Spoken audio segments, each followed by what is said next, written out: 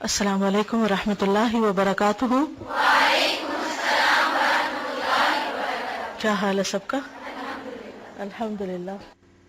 نحمده ونصلی علی رسولہ الکریم، اما بعد فاعوذ باللہ من الشیطان الرجیم، بسم اللہ الرحمن الرحیم، رب اشرح لی صدری ویسر لی امری واحلل عقدۃ من لسانی یفقہوا قولی۔ تو کل کے لیسن میں سے کیا یاد رہا آپ کو؟ سب کا حافظہ کمزور ہے؟ مینٹلی پریپیئرڈ نہیں ہوتے جب آپ کلاس میں آتے ہیں کہ کیا کرنے جا رہے ہیں؟ یہاں میرے آنے سے پہلے اپنا مائنڈ بنا کے رکھا کریں، کل کے دن کو تھوڑا سا ریوائز کر لیا کریں اور سوچا کریں کہ کیا سیکھا تھا اور کل سے آج تک میں ہم میں کیا تبدیلی آئی، ہم اپنے آپ کو کتنے پوائنٹس دے سکتے ہیں۔ کیونکہ حدیث ہے جس کا آج اس کے کل سے بہتر نہیں وہ ہلاک ہوا، تباہ ہوا۔ تو ہم میں سے کون تباہ ہونا چاہتا؟ کوئی بھی نہیں۔ تو پھر ہم پہ لازم ہے کہ ہم کیا کریں؟ ہر روز کچھ نہ کچھ امپروومنٹ کریں اور آگے بڑھیں، کیونکہ علم کو جذب کرنے کے لیے، علم پر عمل کرنے کے لیے، علم کو سمجھنے کے لیے حکمت درکار ہوتی ہے، سمجھ بوجھ درکار ہوتی ہے۔ جو لوگ سمجھ بوجھ سے کام نہیں لیتے، غور و فکر نہیں کرتے، وہ کچھ حاصل بھی نہیں کرتے۔ اس سے کوئی فائدہ نہیں کہ میں آپ کو سناتی جاؤں کہانیاں اور آپ سنتے جائیں اور اس کے بعد آپ واپس اگلے دن پھر سننے کے لیے تیار بیٹھے ہوں۔ اس سے کچھ حاصل نہیں ہوگا، زیادہ وہ نہیں حاصل ہوگا جو ہونا چاہیے کہ ہمارا آج ہمارے کل سے بہتر ہو۔ تو کوئی ایک ایسی چیز بتائیے کہ جس سے آپ کا آج کل سے بہتر ہوا۔ جی ہاں، بہت سے لوگ یہ کہتے رہتے ہیں ہمیں پتا تو ہے یہ بات غلط ہے، جھوٹ بولنا غلط ہے، لیکن کیا کریں، مجبوری ہے، ہم چھوڑ نہیں سکتے۔ بہت سے غلط کام ہم صرف مجبوری کا نام لے کر نہیں چھوڑ سکتے، لیکن اگر ہمیں یاد ہو کہ ان گناہوں پر سزا کتنی ہے تو یقیناً ہم چھوڑ دیں۔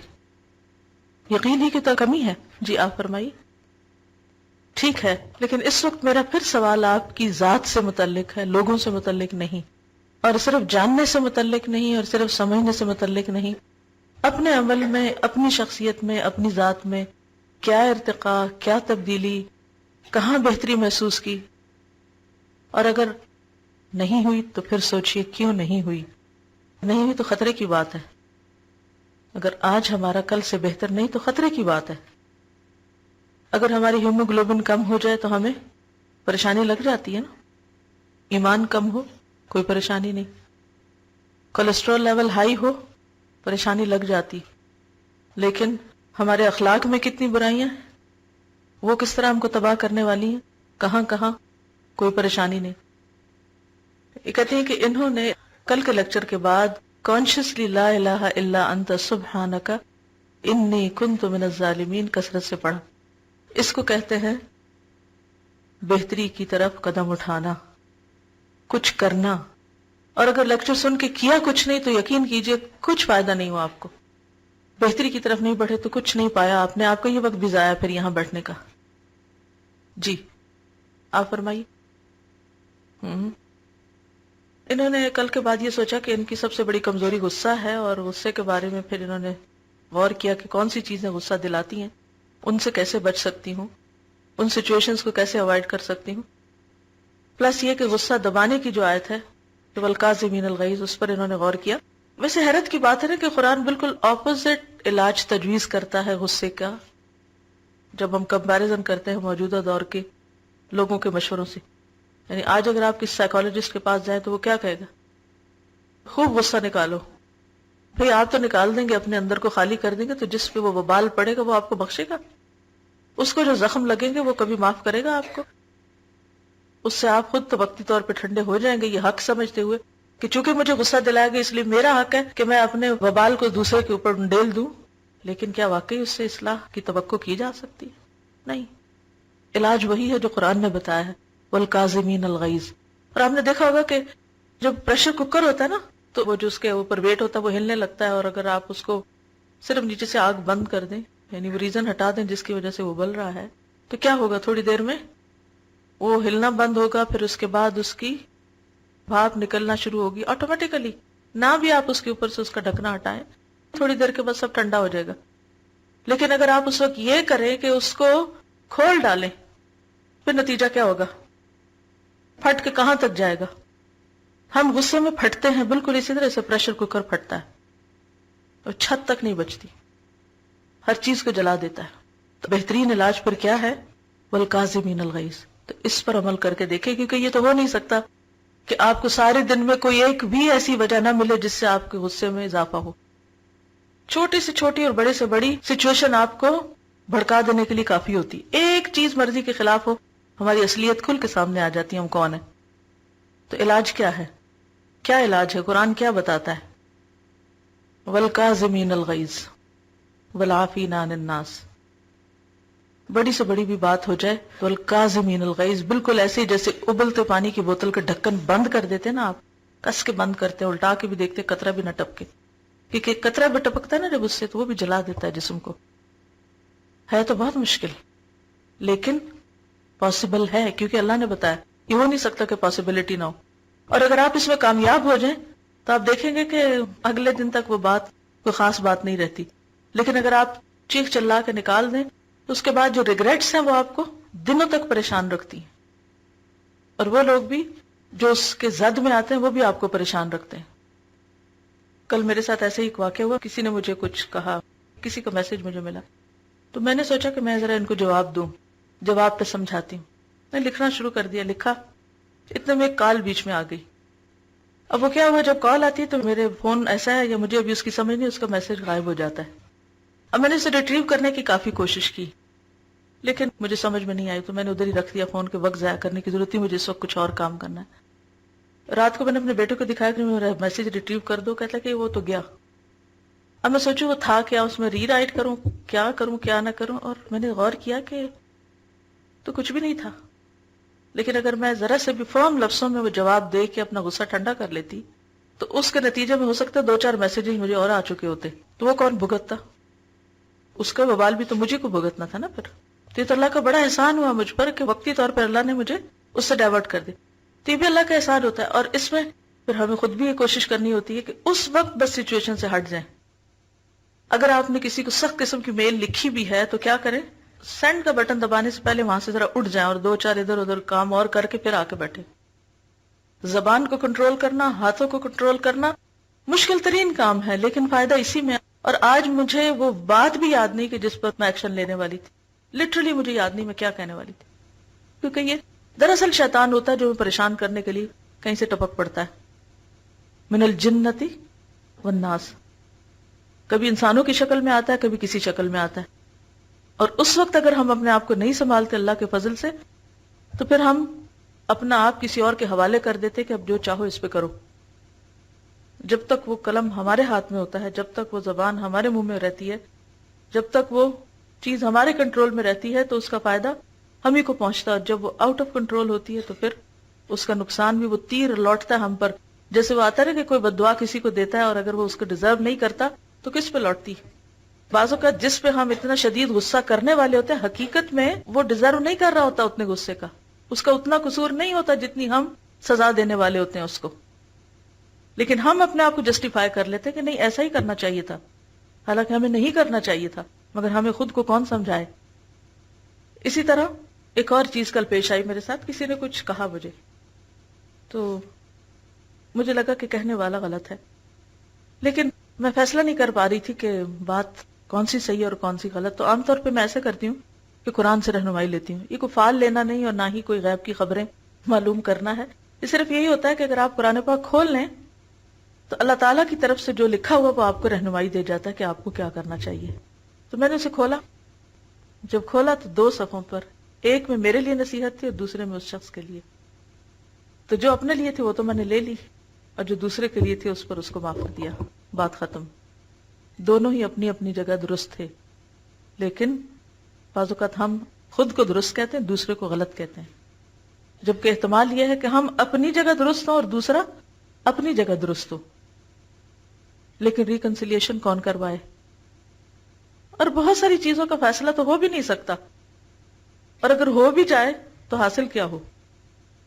Very good. کہتے کل آپ نے ایک بات کی تھی کہ جس کا حق جتنا زیادہ ہوتا ہے اس کے ساتھ زیادتی بھی اتنا بڑا گناہ ہو جاتا ہے، کیونکہ کبیرہ گناہوں کے درجے پڑھ رہے تھے نا ہم. تو انہوں نے کل اس پر غور کرنا شروع کیا کہ مجھ پر کس کا حق کتنا بڑا ہے اور میں اس کے ساتھ کیا سلوک کر رہی ہوں. اگر ہم سب اپنی اپنی جگہ یہ سوچنا شروع کر دیں تو ہمارے بہت سے معاملات خود بخود درست ہو جائیں. Very good. یہ کہتی ہیں کہ انہوں نے کل کا اپنا ٹارگٹ رکھا تھا کہ مجھے کسی کے موڈ کے تابع نہیں ہونا کہ میں اس کی وجہ سے اپنا وقت ضائع کرنا شروع کر دوں، کیونکہ ان کے اوپر بھی شیطان حاوی ہے. تو وہ تھوڑی دیر میں اگر وہ چلا گیا اللہ کے فضل سے تو ٹھیک ہو جائیں گے، لیکن ہم کیوں ساتھ انوالو ہو جائیں؟ تو انہیں اس کا فائدہ ہوا، کیونکہ بات یہ کہ ڈیسیژن آپ کا اپنا ہوتا ہے، چوائس آپ کی ہوتی کہ آپ نے کیا کرنا ہے. اور ہمارا اصل امتحان کس چیز کا ہے؟ چوائس کا ہی ہے نا، کہ ہم نے کیا چوز کیا اپنے لیے.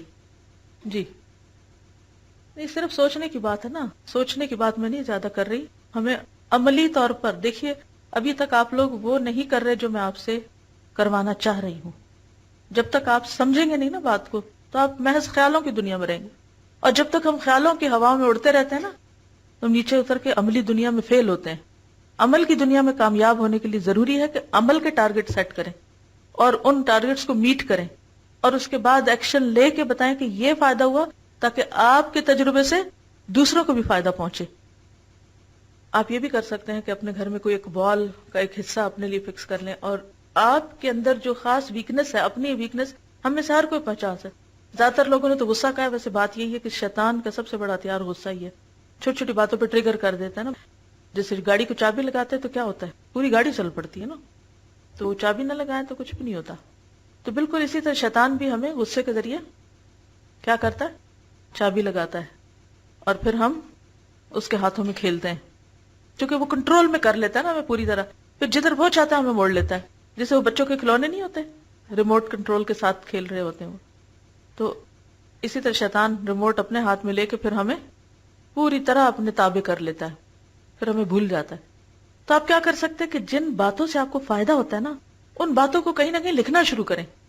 اور بہت لمبی کہانی میں نے لکھے، کی ورڈز لکھی، جنہوں نے کہا کہ جیسے مجھے غصہ آتا تھا تو میں اپنے ہاتھ پہ غصہ کا لفظ لکھ لیتی تھی، کیونکہ مجھے اس وقت بھول جاتا تھا مجھے کرنا کیا ہے، لیکن جب وہ ایک ورڈ میری نظر سے گزرتا تو اس کے ساتھ جو میں نے عہد کیے ہوتے تھے وہ یاد آ جاتے.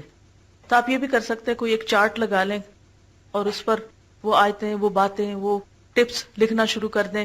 یعنی کوئی بھی طریقہ آپ اختیار کر سکتے ہیں. کوئی ڈائری بنا لیں، کوئی دیوار کا کوئی حصہ مخصوص کر لیں، ایسا دروازے کے پیچھے مثلاً، کیونکہ دیوار پہ لکھنا بڑا آسان ہوتا ہے. اب میں یہ تو نہیں کہوں کہ گھر کی دیواریں بھر دیں، لیکن یہ ہے کہ جیسے دروازے کے پیچھے کی جگہ جو ہوتی ہے وہ عام طور پر چھپی ہوئی ہوتی ہے. چھوٹا سا سافٹ بورڈ لے لیں، کچھ بھی کر لیں، کوئی ایک کاغذ لگا لیں کسی ایسی جگہ جہاں پر آپ سامنے پھر لکھ سکیں. مثلاً آپ کی زندگی میں بہت سے مسائل ہیں، پرابلمز ہیں، ٹربلز ہیں، ٹرائلز ہیں، اگرچہ ہیں سب کی زندگی میں، لیکن کچھ لوگ ان کو بہت ہائی لائٹ کرتے رہتے ہیں، بہت بڑا بنا دیتے ہیں. یہ بھی اصل میں ہماری اپنی سوچ ہوتی ہے کہ ہم کس چیز کو کتنی اہمیت دیتے ہیں. اب مثلاً آپ دکھی رہنے کے عادی ہیں، یہ بھی عادت بھی ہوتی ہے نا، ہر وقت دکھی رہنا، ہر وقت شاکی، شکایت، ہر وقت سیلف پٹی کا شکار رہنا. اب یہ ہے کہ آپ کو مثلاً کوئی آیت آپ کی نگاہ سے گزرتی ہے تو آپ مسکرا پڑتے ہیں، اوہ اچھا اتنا بڑا اجر ہے دنیا میں تکلیف کا، تو کوئی بات نہیں، میری تکلیفیں تو بہت ہلکی ہیں. اب اس آیت کو کیا کریں گے آپ؟ کہاں؟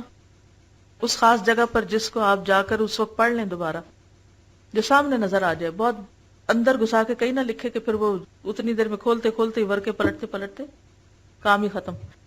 تو بی بریف. پھر اسی طرح آپ کہیں اور کچھ پڑھتے ہیں، وہ کوئی کوٹیشن پڑھتے ہیں، کوئی حدیث پڑھتے ہیں، کوئی کال پڑھتے ہیں، اور آپ کے دل کو لگ جاتی اچھا بس اتنی سی بات ہے جس کو میں نے اتنا بڑا بنا رکھا ہے. تو آپ کیا کریں، وہ جا کے وہاں لکھ لیں. اس طرح کی چیزیں جب آپ کٹھی کر لیں گے نا، بلیو می، آپ کی زندگی سے غم نکل جائے گا، یہ بیکار کی پریشانیاں نکل جائیں گی.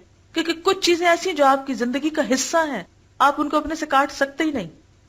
جس طرح آپ اپنا ہاتھ نہیں کاٹ سکتے نا، چاہے آپ کو اپنے ناخن نہ بھی پسند ہو، آپ انہیں کتنا تبدیل کر سکتے، جتنا مرضی گھسائیں، جیسے مرضی رنگ کی نیل پالش لگائیں، کچھ بھی کریں، بس وہ جو سائز اللہ نے بنا دیا وہ ویسا ہی رہے گا.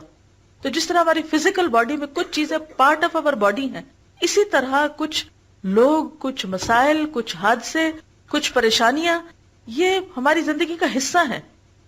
ان کو ختم کرنے کا مطلب کیا ہے؟ ہم بھی ختم ہے ساتھ، وہ نہیں ہو سکتے. اب ان کے ساتھ جینا سیکھنا ہے ہم نے، اور وہ سیکھنا کیسے کہ اپنے اندر کو تبدیل کریں. اچھا، صحابہ کرام کیوں اتنے کامیاب تھے؟ اکثر میں غور کرتی ہوں کہ کیوں اتنے سکسیسفل تھے. ان کی اچیومنٹس اتنی زیادہ کیوں؟ وہ کیوں سپر ہیومن لگتے ہیں؟ کس چیز سے انہوں نے یہ سب کچھ کنٹرول کر لیا تھا؟ تو اس میں جو بہت اہم ترین چیز ہے وہ ان کا بامقصد ہونا. ان کا مقصد اتنا اعلیٰ تھا کہ اس کے مقابلے میں نیچے کی ہر چیز حقیر تھی، باقی سب چیزیں حقیر تھیں. کیا مقصد تھا ان کا؟ پروفٹ کا ساتھ دینا اور اس مشن کو آگے بڑھانا جو آپ کا تھا.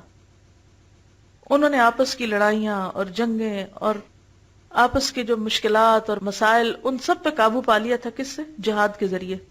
وہ سارے ان کی فیوری اور ان کا سب کچھ کہاں لگ گیا؟ کسی اور جگہ جا کے لگ گیا جہاں لگنا چاہیے تھا اس کو.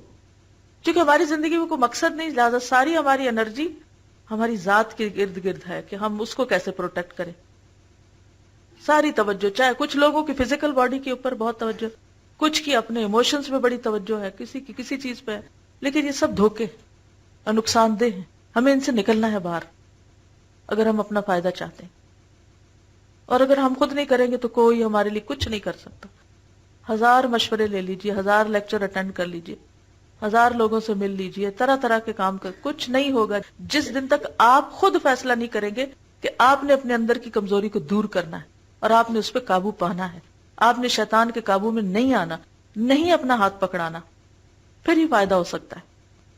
تو دشمن کو دشمن سمجھیں. چلیے آگے چلتے ہیں. فصل 59 3 قسم کے گناہ. 3 قسم کے گناہ. اللہ تعالیٰ نے ہاتھ کاٹنے کی حد اور سزا وہاں مقرر فرمائی ہے جہاں مال کا بچاؤ ناممکن ہو. مثلا چور مخفی طریقے سے مال چراتا ہے، نقب لگا کر مال لے جاتا ہے. نقب کہتے سوراخ، یعنی رستہ بنا کے اپنا کام کر لیتا ہے. دروازے توڑ کر دیواروں پر چڑھ جاتا ہے. چور کا حال بالکل بلی اور سانپ کا سا ہے. گھروں میں اس طرح گھس جاتا ہے کہ کسی کو پتہ تک نہیں چلتا. بس اللہ تعالیٰ نے چوری کے فساد کو قتل کا درجہ نہیں دیا. چوری کے فساد کو قتل کا درجہ نہیں دیا. 3 قسم کی سزائیں پیچھے ہم پڑھ چکے ہیں نا. ایک تو جان لینا، دوسرے ہاتھ کاٹنا اور تیسرے کوڑوں کی سزا. تو اب ان کی مزید تفصیل یہ بتا رہے ہیں کہ چوری پہ قتل کیوں نہیں، چوری پہ ہاتھ کاٹنا کیوں ہے.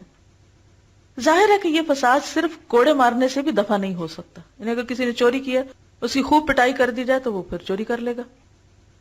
اس لیے سرقہ چوری کو کہتے ہیں عربی میں.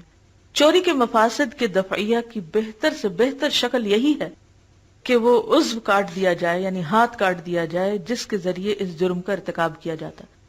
نہ ہاتھ ہوگا اور نہ آئندہ وہ چوری کرے گا، چاہے کتنا بھی دل کرے. کہ صحیح پاک. بعض جنایات یعنی جرائم، اور جرائم میں عقل خراب ہو جاتی. ان میں کوڑوں کی سزا مشروع کی گئی، یعنی شریعت نے رکھی.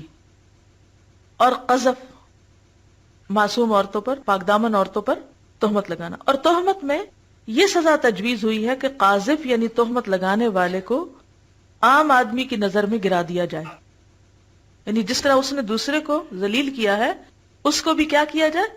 ذلیل کیا جائے. بس اللہ تعالیٰ نے عقوبت شرعیہ کی 3 قسمیں قرار دی ہیں. اسی طرح کفارے کی بھی 3 قسمیں ہیں. کل ہم نے سزاؤں کا پڑھا تھا، آج ہم کفارے کے بارے میں پڑھیں گے کہ مختلف گناہوں کا کفارہ بھی دینا پڑتا ہے. کچھ گناہ تو ایسے ہوتے ہیں نا جو نیکیاں کرنے سے مٹ جاتے ہیں، کچھ پہ صرف توبہ کافی ہوتی ہے، کچھ پہ کفارہ ہوتا ہے، اور کچھ کے اوپر حد یا تعزیر ہوتی ہے. تو درجے ہیں گناہوں کے بھی. اول، اعلیٰ ترین کفارہ غلام آزاد کرنا. دوم، مسکینوں کو کھانا کھلانا. سوم، روزے رکھنا. حق سبحانہ و تعالیٰ نے گناہوں کی 3 قسمیں قرار دی ہیں. کیا کیا ہے؟ 3 قسمیں. ایک وہ جن میں حد قائم کی گئی ہے، ان میں کفارہ نہیں رکھا بلکہ حد ہی کو کافی قرار دیا گیا ہے. دوم، وہ جن میں حد مقرر نہیں کی گئی. کیا نہیں کیا گیا؟ حد مقرر نہیں کی گئی بلکہ کفارہ مشروع کیا گیا ہے. مثلا کسی نے رمضان المبارک میں دن کے وقت بیوی سے ہم بستری کر لی، یا حالت احرام میں ایسا کر لیا، یا مثلا زہار کیا ہوتا ہے؟ بیوی کو ماں کی طرح کہنا قسم کھا کر، قتل خطا یا قسم کا توڑنا وغیرہ. سوم، وہ گناہ جن میں شارع نے نہ حد قائم کی نہ کفارہ مقرر کیا. اس آخر ذکر قسم کے جرائم کی 2 قسمیں ہیں. تیسرے وہ جن میں نہ حد ہے نہ کفارہ. دوسرے کون سے؟ جن میں کفارہ. اور پہلا کون سا؟ جن میں حد. تو اب جن کا کوئی کفارہ اور وہ نہیں ہے تو وہ کون سے؟ ایک وہ جن کا محرک یعنی موٹو جس کی وجہ سے انسان کرتا ہے کوئی امر طبعی نہیں ہے، مثلا غلاظت کھا لینا، پیشاب یا خون پی لینا. اگر چونکہ ایسا نہیں کرتا لیکن بعض لوگ کوئی شرطیں باندھ کے یا کوئی اور اسی طرح کسی کی دیکھا دیکھی، کسی اور مذہب دین والوں کی دیکھا دیکھی ایسے کام شروع کر دیتے ہیں. دوسری وہ جن کی خرابیاں ان خرابیاں اور گناہوں کے مقابلے میں کم ہیں جن میں حد مقرر کی گئی. یعنی پہلے تو وہ جن کے لیے طبیعت مانتی نہیں، مطلب پیشاب پینے کسی کی طبیعت نہیں مانتی، لیکن اگر کسی نے ایسی کوئی غلطی کر لی ہے تو اس پہ کوئی حد یا تعزیر وغیرہ یا کفارہ نہیں ہے، کیونکہ طبیعت کے خلاف بات ہے. لیکن جو چیزیں انسان کی خواہشات یا طبیعت کے اندر ہوتی ہیں، جو برائیاں ان پہ ہے، پیچھے ہم کل پڑھ چکے ہیں. دوسری وہ جن کی خرابیاں ان خرابیاں اور گناہوں کے مقابلے میں کم ہیں جن میں حد مقرر کی گئی. مثلا کسی عورت کی طرف دیکھنا، اب زنا کی تو حد ہے لیکن عورت کی طرف دیکھنے کے لیے نہ کوئی کفارہ اور نہ کوئی حد. اس کا بوسہ لینا، اسے چھو لینا یا اس سے بات چیت کرنا یا پیسے دو پیسے کی چوری کر لینا، یعنی چھوٹی موٹی چیز ادھر ادھر کر جانا. شارع نے ان ہر دو قسم کے جرائم میں نہ حد مقرر فرمائی نہ کفارہ مشروع فرمایا. یہ کس میں آتا ہے؟ الا اللمم. قرآن مجید میں ایک کیٹیگری بتائی گئی. تین قسم کے جرائم میں شارع نے کفارہ مشروع فرمایا. ایک وہ جرم جو اصل میں جرم نہیں بلکہ فعل مباح تھا. جرم نہیں بلکہ مباح. مباح کیا ہوتا ہے؟ پرمیسیبل، لیکن کسی مخصوص حالت میں شارع نے اسے حرام قرار دیا، اور اس نے اس حالت میں جس میں اسے حرام قرار دیا گیا تھا اس فعل کا ارتکاب کر لیا. مثلا بیوی سے ہم بستری مباح ہے، لیکن احرام اور روزے کی حالت میں، نیز حیض اور نفاس کی حالت میں شارع نے ہم بستری حرام کر دی. یعنی ویسے مباح فعل ہے لیکن مخصوص اوقات میں مخصوص حالات میں ممنوع ہے، حرام ہے. ہاں، وطی فی الدبر کا مسئلہ بالکل اس کے خلاف ہے. یہ کسی حال میں بھی مباح نہیں، یعنی اس کی اجازت نہیں. غلط جگہ سے بیوی کو اپروچ کرنا، اس کی تحریم دائمی تحریم ہے، یعنی کسی حال میں بھی حلال نہیں ہو سکتا. بعض فقہاء نے اس جرم کو حالت حیض اور نفاس کی ہم بستری پر قیاس کیا ہے. یہ صحیح نہیں، کیونکہ یہ فعل کسی وقت بھی جائز اور مباح نہیں ہے، بلکہ یہ بمنزلہ لواطت اور شراب نوشی کے ہے، یعنی حرام ہے کمپلیٹلی، جیسے شراب کسی حال میں بھی حلال نہیں ہے. دوسری قسم کفارے کی یہ ہے کہ آدمی اللہ تعالیٰ کے لیے عقد نظر یا عقد یمین باندھ لے. عقد کیا ہوتا ہے؟ گرہ. مراد یہاں کیا ہے؟ قسم کھا کے کوئی بات کرنا، کوئی وعدہ کرنا. عقد نظر، نظر کی عقد کون سی ہوتی؟ کہ انسان وعدہ کرے کہ اگر میرا یہ کام ہو جائے تو میں فلاں فلاں نیکی کروں گا. اور یمین کیا ہے؟ یعنی قسم کھا کے کوئی وعدہ کرے، یعنی کسی نے اللہ کے لیے نظر کی گرہ باندھ لی، یعنی وعدہ کر لیا، یا اللہ تعالیٰ کی قسم کھا لی، یا اللہ تعالیٰ نے کسی چیز کو حرام گردانا پھر کسی نہج اور کسی ضرورت سے اس کو حلال گرداننا چاہا تو حلال کرنے کے لیے کفارہ مقرر کر دیا. اس قسم کے کفارے کا نام شارع نے تحلہ رکھا ہے، تحلۃ ایمانکم. یہ کفارہ اس ہتک اور توہین کا کفارہ نہیں ہے جو قسم توڑنے سے اللہ کے نام کی ہوئی، جیسا کہ بعض فقہاء کا خیال ہے، کیونکہ قسم کا توڑنا کبھی واجب ہوتا ہے، کبھی مستحب اور کبھی مباح. کبھی قسم توڑنی ہی پڑتی ہے، توڑنی ہی چاہیے. یہ کفارہ تو صرف اس عقد اور گرہ کا ہے جو اس نے باندھی اور پھر کھول دی، یعنی وعدے کا ہے جو اس نے کیا اور پھر اس نے کھول دیا. تیسری قسم کا کفارہ وہ ہے جو کسی نقصان کی بحالی کے لیے لازم آتا ہے. مثلا قتل خطا، کہ کسی کو غلطی سے قتل کر دیا. کیا کہا؟ غلطی سے قتل کر دیا. یہاں کوئی گناہ اور جرم نہیں بلکہ غلطی ہو گئی جس کا کفارہ دینا پڑتا ہے، کیونکہ غلطی بہت بڑی ہے جس میں دوسرے کا نقصان ہے. مثلا شارع نے کسی جگہ شکار کرنے کی ممانعت کر دی، وہاں اس نے غلطی سے شکار کر لیا. دنیا میں بھی آپ نے دیکھو گے کہ بعض اوقات نشان لگے ہوتے ہیں کہ نو انٹری، یہاں جا نہیں سکتے، علاقہ ممنوع. اگر وہ کوئی وہاں گھس جائے تو پھر کیا ہوتا ہے؟ کوئی وہاں پایا جائے صرف جرمانہ، بعض اوقات تو گولی مار دی جاتی ہے. تو دنیا میں بھی آپ نے دیکھا ہوگا کہ بعض ممنوع ایریاز تو بس ایسے ہی ہوتے ہیں کہ صرف ڈرانے کے لیے لکھا ہوتا ہے ممنوع علاقہ، لیکن بعض حقیقی معنوں میں ممنوع ہوتے ہیں اور اس میں لکھی بھی ہوتی ہیں کہ جو یہاں داخل ہوگا اس کے ساتھ کیا سلوک کیا جائے گا. تو بالکل اسی طرح شریعت کی بھی حدود ہیں، جیسے نبی صلی اللہ علیہ وسلم فرمانے کہ ان لکل ملک حما وان حما اللہ محارمہ، کہ ہر بادشاہ کی ایک چراگاہ ہوتی ہے، اس کی باؤنڈری وال ہوتی ہے، اور اللہ کی چراگاہ یا اللہ کا وہ جو علاقہ جو ممنوع ہے وہ کیا ہے؟ اس کی حرام کردہ چیزیں کہ جن کے پاس نہیں جانا.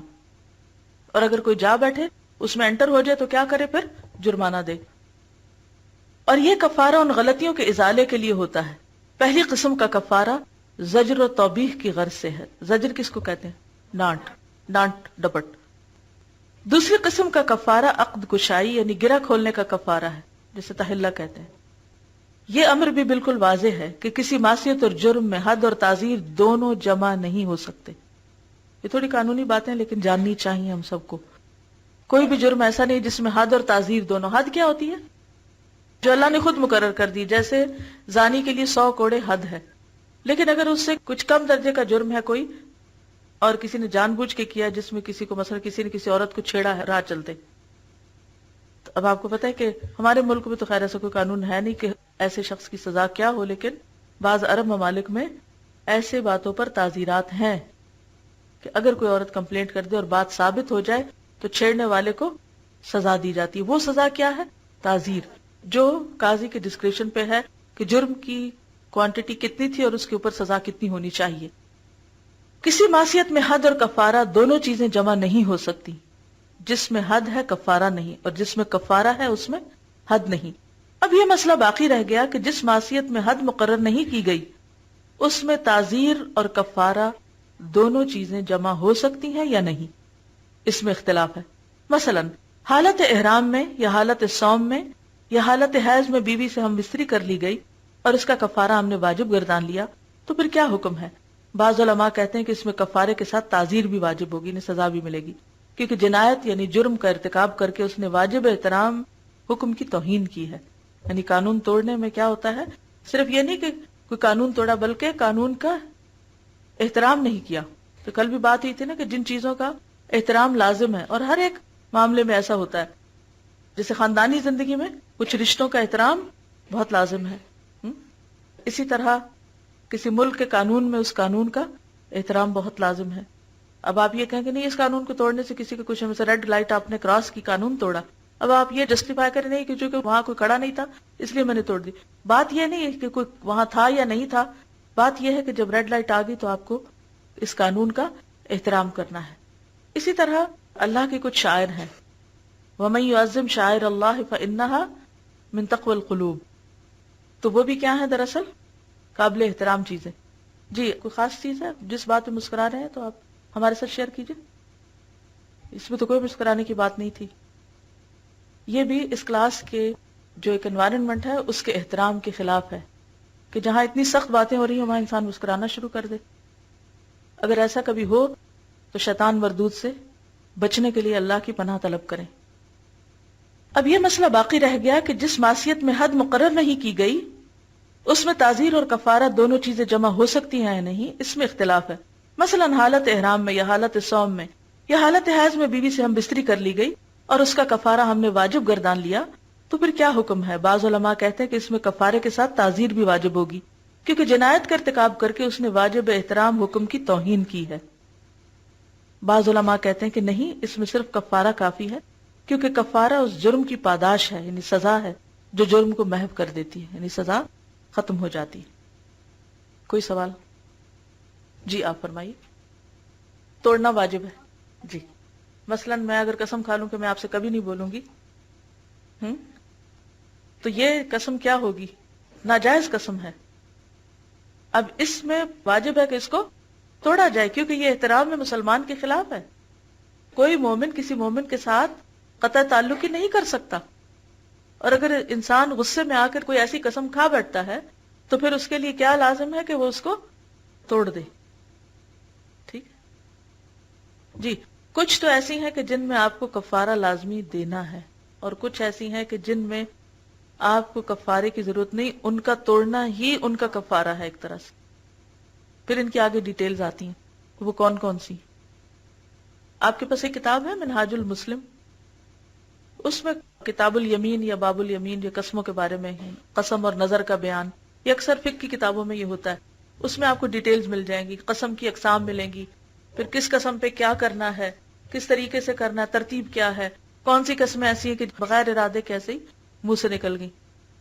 وآخر دعوانا ان الحمد للہ رب العالمین. سبحانک اللہم و بحمدک نشهد ان لا الہ الا انت نستغفرک ونتوب الیک. السلام علیکم ورحمۃ اللہ وبرکاتہ.